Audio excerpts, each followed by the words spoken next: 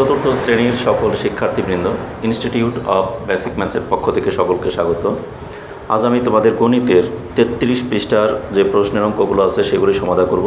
এর আগের ক্লাসে তোমাদের 33 পৃষ্ঠা মাত্র একটি প্রশ্নের অঙ্ক সমাধান করে দেওয়া ছিল, অর্থাৎ একদম উপরের 4 নম্বর অঙ্কটি, একটি গুদামে এত বস্তা চিনি, এত বস্তা গম এবং এত বস্তা চাল আছে, এই অঙ্কটি তোমাদের সমাধান করে দেওয়া ছিল। এরপরে 5 নাম্বার থেকে বাকি অঙ্কগুলো আমি দেখি যে কয়েকটি পারি আজকে সমাধান করে দেব। যেমন দেখো 5 নাম্বার এখানে আমাদের দেওয়া আছে কি, এমন একটি সংখ্যা নির্ণয় করো যা 1543 থেকে 500 বড়। যদি বলি 8-এর চেয়ে 2 বড়, এই সংখ্যাটি কত? 8-এর চেয়ে 2 বড়, তাহলে কত হবে? 8 আর 2 10। 8-এর চেয়ে 2 বড় মানে কি? 2 বেশি, মানে 2 যোগ, এই তো। তাহলে এখানে আমাদের বলছে 1543 থেকে 500 বড়, তার মানে কি 1543 থেকে 500 বেশি, মানে 500 যোগ। ক্লিয়ার?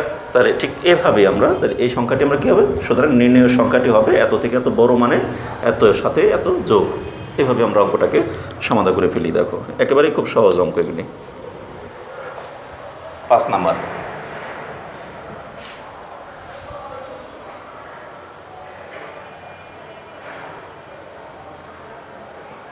পনেরোশো 43 থেকে 500 বড়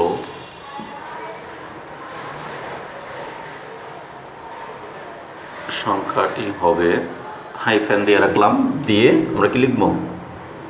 1543 যোগ 500।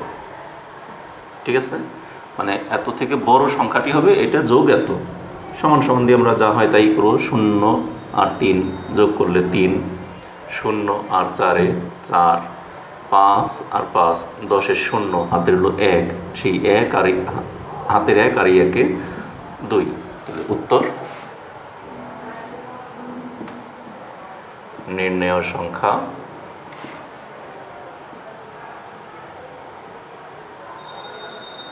2043। শেষ। এবার দেখো 6 নম্বর অঙ্ক। 6 কি বলছে? 6, 4, 8 ও 0 অঙ্কগুলো মাত্র একবার ব্যবহার করে গঠিত বৃহত্তম ও ক্ষুদ্রতম সংখ্যার পার্থক্য নির্ণয় করো। তার মানে আমাদের দেওয়া আছে কি, 6, 4, 8 আর একটা হলো 0, এই 4টে অঙ্ক দেওয়া আছে। এই 4টি কি অঙ্ক, আর এই অঙ্কগুলো দিয়ে আমরা বৃহত্তম সংখ্যা বানাবো। একবার ব্যবহার করা যাবে, 8কে 2বার ব্যবহার করতে পারবো না, 6কে 2বার ব্যবহার করা যাবে না। তার মানে এই যে 4টে অঙ্ক আছে, এই 4টে অঙ্ককে আমরা একবার করে ব্যবহার করব। ব্যবহার করে তাহলে 4 অঙ্কের একটা বৃহত্তম সংখ্যা বানাবো আর সবচেয়ে ক্ষুদ্রতম সংখ্যা। তাহলে আমাদের বৃহত্তম সংখ্যা মানে কি, সবচেয়ে বড় থেকে ছোট ক্রমে সাজিয়ে লিখবো। 8, 6, 4, 0, এটি একটা সংখ্যা হয়ে গেল। আরেকটি সংখ্যা হয়ে যাবে আমাদের কত, সবচেয়ে ছোট, অর্থাৎ 0, 4, 6, 8। এটা কিন্তু হওয়ার কথা, তাই না? কিন্তু আসলে কি এটি আমাদের 4 অঙ্কের ক্ষুদ্রতম সংখ্যা হলো? কোনো একটি সংখ্যার একদম বাম পাশে কোনো শূন্য থাকলে সেই শূন্যের কোনো মূল্য থাকে না, আর মূল্য না থাকা মানেই তাহলে এটা হয়ে গেল আমাদের 3 অঙ্কের সংখ্যা। কিন্তু আমাকে বলছে 4 অঙ্কের সংখ্যা বানাতে, এই জন্য আমাকে করতে হবে কি, এরকম যদি কোনো অঙ্ক থাকে তাহলে শূন্যটাকে আমরা একদম বাম পাশে না রেখে, এই 3টির মধ্যে সবচেয়ে ছোট কোনটা 4, সেই 4কে বাম পাশে রেখে এই শূন্যটাকে পরে নিয়ে নেব, অর্থাৎ 4, 0, 6, 8। এইটি হবে আমাদের ক্ষুদ্রতম সংখ্যা আর এইটি হবে বৃহত্তম সংখ্যা। তাহলে এইভাবে আমরা দুইটি ক্ষুদ্রতম সংখ্যা আর বৃহত্তম সংখ্যা তৈরি করব, তৈরি করে তাদের পার্থক্য। এখন পার্থক্য মানে কি, বিয়োগ। এখন পার্থক্য বলতে আমরা কি, বড় কোনটা, বৃহত্তমটা থেকে ক্ষুদ্রতমটা বিয়োগ করব, মানে বড়টা থেকে ছোটটা বিয়োগ করব। ছোট থেকে বড় বিয়োগ করা তো যাবে না, তাহলে সেক্ষেত্রে আমাদের পার্থক্য হবে আবার এত এবং এত। তাহলে অঙ্কটাকে আমরা কীভাবে সাজিয়ে করবো সেটাকে আমরা লিখি 6, 4, 8 ও 0 অঙ্কগুলো মাত্র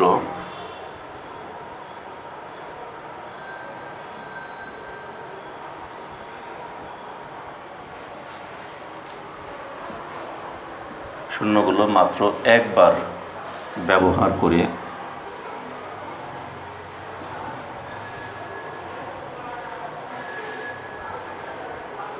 গঠিত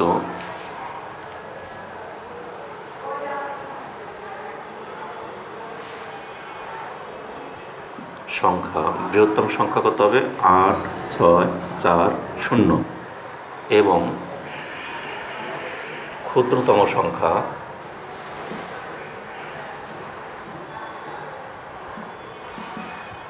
4 0 6 8। এখন আমরা লিখব কি সংখ্যা দুইটির পার্থক্য। আমাকে বলছে কি বৃহত্তম এবং ক্ষুদ্রতম সংখ্যা নির্ণয় করে তাদের পার্থক্য। এখন লিখি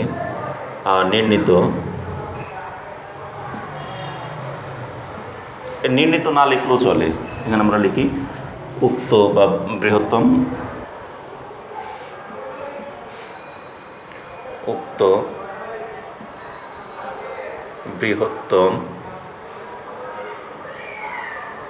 ও ক্ষুদ্রতম সংখ্যা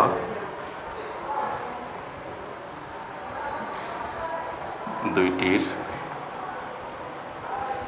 পার্থক্য কত হবে? 8 6 4 0 বিয়োগ 4 0 6 8। 8 আছে কত হলে 10 হবে, শূন্যকে আমরা 10 বলবো 2 হলে, হাতের হলো 1। 6 আর 1 7 আছে কত হলে 4 হবে, 4কে আমরা কত ধরবো? উপরে 4 ছোটো থাকলে সেটাকে আমরা 1 10 যোগ করি, অর্থাৎ 14 হবে। তাহলে 7 আছে কত হলে 14 হবে? 7 হলে, হাতের হলো 1। সেই 0 আর 1 1 আছে কত হলে 6 হবে 5 হলে, হাতে আর রইল না। 4 আছে কত হলে 8 হবে 4 হলে। উত্তর নির্ণেয় সংখ্যা। এখানে কি বলছে? পার্থক্য নির্ণয় করো, এই তো। তাহলে নির্ণয় পার্থক্য 4 5 7 2 শেষ। আমাদের কিন্তু দুটি অঙ্ক হয়ে গেল, অর্থাৎ 5 নাম্বার এবং 6 নাম্বার। এই দুইটা তোমরা উঠিয়ে ফেলতে পারো অথবা স্ক্রিনশট দিয়ে রাখো। আমি এটা মুছে দিয়ে পরবর্তী অঙ্কে চলে যাই। ঠিক আছে, আমি এটা মুছে দিলাম।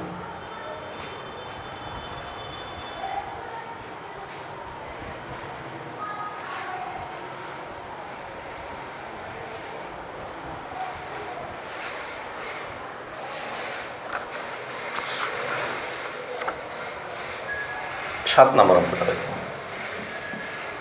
সাথে কি বলছে?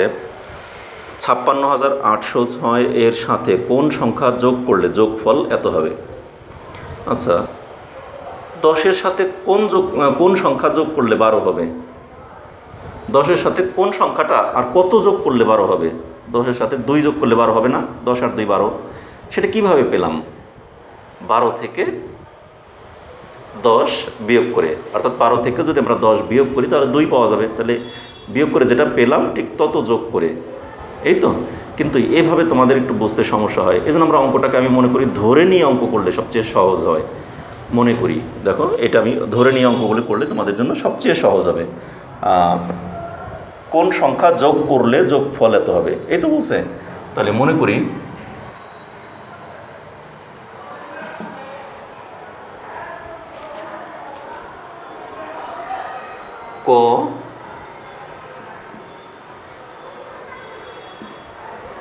ক যোগ করলে, এই তো। তাহলে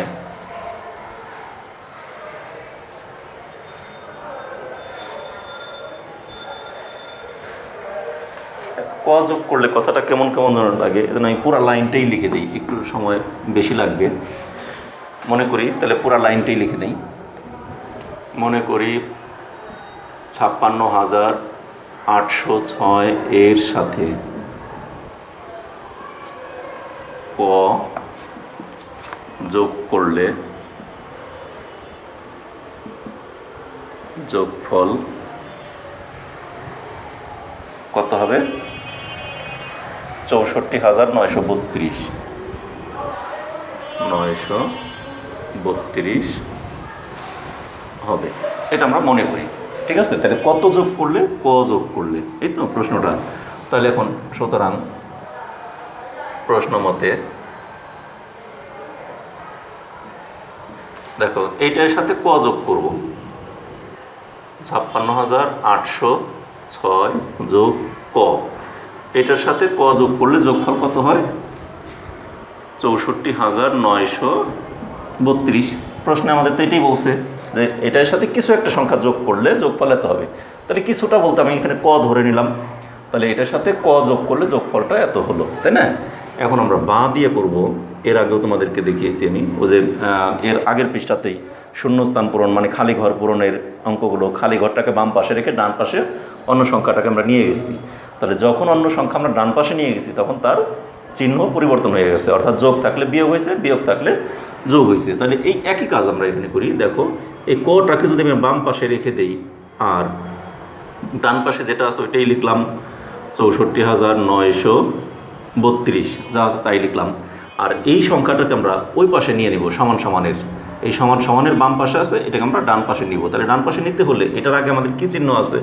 কোনো চিহ্ন নাই, মানে এখানে একটা যোগ আছে। তাহলে এই যোগটাকে আমরা কী করবো? ও পাশে বিয়োগ করে দেবো, অর্থাৎ বিয়োগ 56,806। তাহলে ক সমান সমান এত বের হয়ে গেল। তাহলে সুতরাং ক সমান সমান এটাকে বিয়োগ করে ফেলবো। 6 আছে, কত হলে 12 হবে?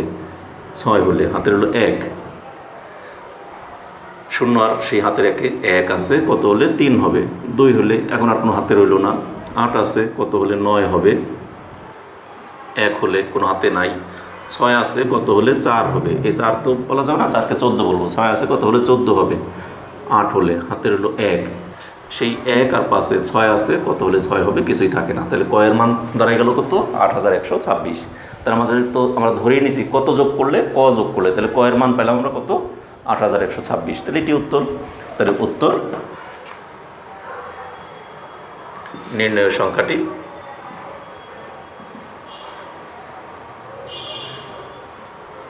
কত? 8126। শেষ। এবারে দেখো 8 নম্বর প্রশ্নের উত্তর। আমাদের 7 নম্বরটাও হয়ে গেল। 8 নম্বরে কী বলছে? তিনটি সংখ্যার যোগফল এত। 3টি সংখ্যার যোগফল মনে করি, এই একটি সংখ্যা, 2টি সংখ্যা, 3টি সংখ্যা, একটা মনে করলাম এ, বি আর একটা সি। এই 3টা সংখ্যার যোগফল কত মনে করলাম, অন্য আর একটা দেওয়া আছে ডি, ধরে নিলাম। তাহলে 3টি সংখ্যার যোগফল এটা দেওয়া আছে, তাদের মধ্যে 2টি সংখ্যা দেওয়া আছে, তার মানে এটা আমাদের দেওয়া আছে, এটাও দেওয়া আছে, শুধু সিটা আমাদের দেওয়া নাই। তাহলে তৃতীয় সংখ্যাটি কত? তাহলে এই সংখ্যাটি কত? তাহলে আমরা তৃতীয় সংখ্যাটি আমরা ধরে নেই, এই যেটা মতোই মনে করি তৃতীয় সংখ্যাটি ক। সুতরাং যে দুইটা দেওয়া আছে সেই দুইটার সাথে ক যোগ করলে আমাদের যোগ ফলটা ডান পাশে লিখব, তারপরে যোগ বিয়োগ করে একইভাবে করে ফেলি। একেবারেই সহজ, আমাদের এই 7 নম্বরের মতোই একদম হুবহু 8 নম্বরটা। তাহলে দেখো মনে করি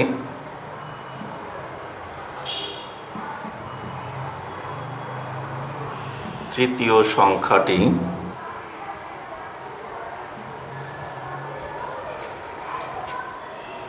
ক। প্রশ্ন মতে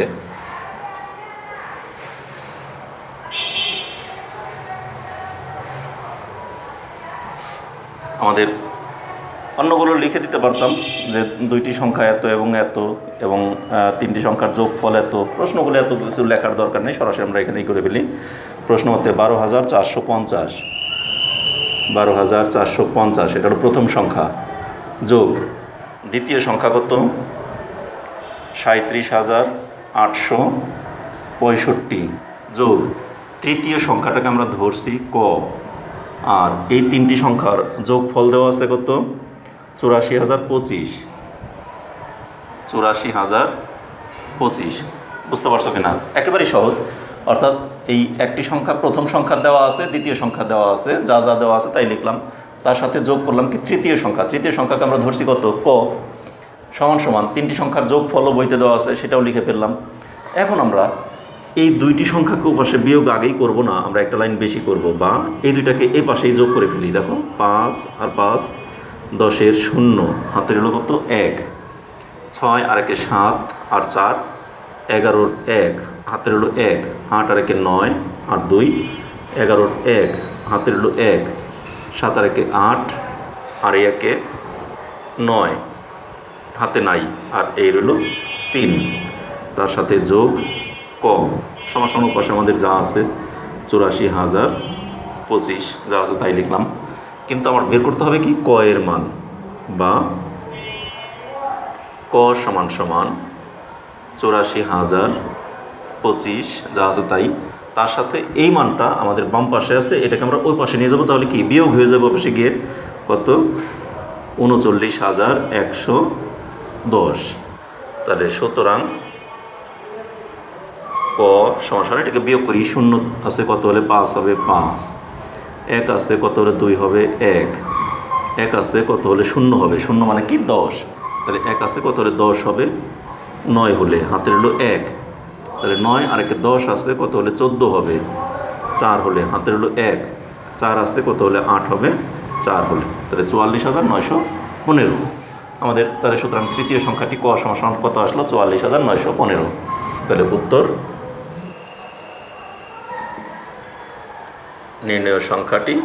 নির্ণয় সংখ্যাটি অথবা তৃতীয় সংখ্যাটি লিখে দিই। এখানে যেহেতু আমাদের তৃতীয় উল্লেখ করে দিছে, অতএব আমরা তৃতীয়ই দিয়ে দিই। তৃতীয় সংখ্যাটি